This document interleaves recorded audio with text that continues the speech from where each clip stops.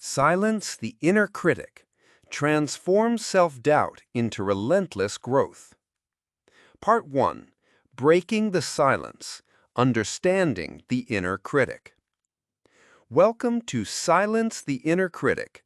Transform self-doubt into relentless growth. Let's be honest. We've all got that voice in our heads. The one that whispers, "You're not ready." The one that raises its eyebrows every time you dream bigger than your comfort zone. The one that says, "Who do you think you are?" That, my friend, is your inner critic. And surprise, it's not your enemy. It might just be your most unexpected ally. But here's the twist. Most of us don't realize we're listening to it 24/7. We internalize it. We become it. And before long, our thoughts are sabotaging our success, shrinking our self-worth, and turning every opportunity into a trigger for anxiety. So today, we're going to flip the script. This isn't about silencing the critic with duct tape and wishful thinking. It's about understanding it, decoding it, and turning that inner voice into a guide for growth. Here's the truth.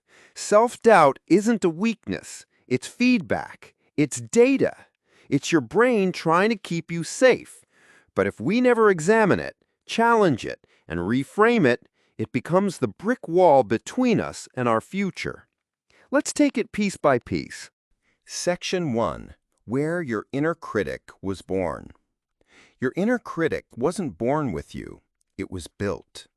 Through childhood conditioning, criticism, comparison, and failure, we've collected thousands of don'ts, can'ts, and shoulds. These became internalized rules. They became that voice. You failed a math test in 7th grade, and suddenly you're bad at numbers.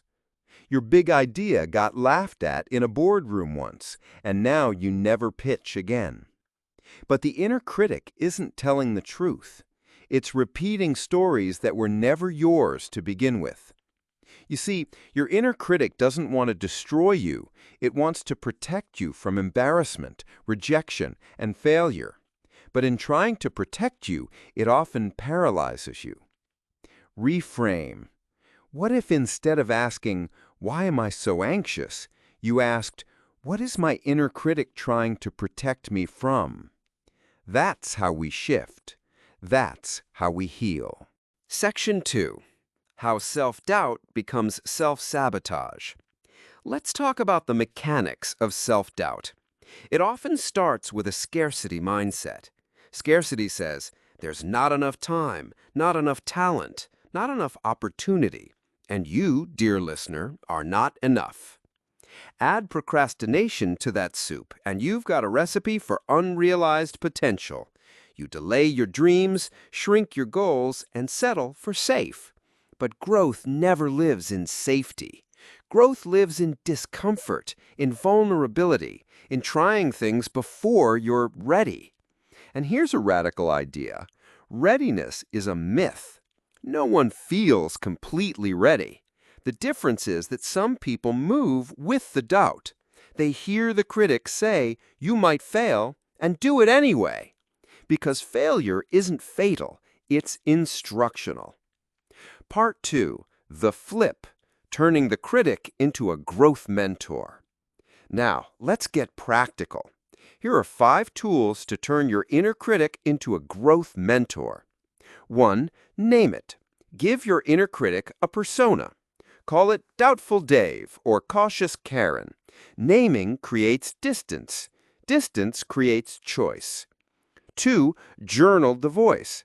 Write down what your critic says. Then respond as your higher self would. Argue back with evidence, compassion, and clarity. 3. Use the what-if flip. Instead of, "What if I fail?" ask, "What if I succeed wildly? What if this changes everything?" 4. Micro wins. Build confidence in layers. One action, one win, one bold move at a time. Confidence is built, not bestowed. And 5. Rewire with repetition. Speak new truths out loud, daily, consistently. You don't believe what's true, you believe what you hear repeatedly. That's how affirmations work, not as magic spells, but as mental reprogramming. Remember, silence the inner critic, transform self-doubt into relentless growth is more than a catchy phrase. It's a daily practice. Section 3. The growth identity. Who you become when you stop believing lies. Imagine yourself without that running commentary of criticism. Who would you be without the belief that you're not smart enough? What would you try if fear weren't the default voice in your head? This is where the magic happens, not in changing your worth, but in changing your story. When you reframe your inner dialogue, you don't just silence the critic, you invite your inner coach to step in. And that coach sees what's possible. They say, "You've got this." They say, "Mistakes mean you're learning." They say, "You're growing, keep going." This is who you are, someone capable of change, of risk, of greatness. Closing chapter.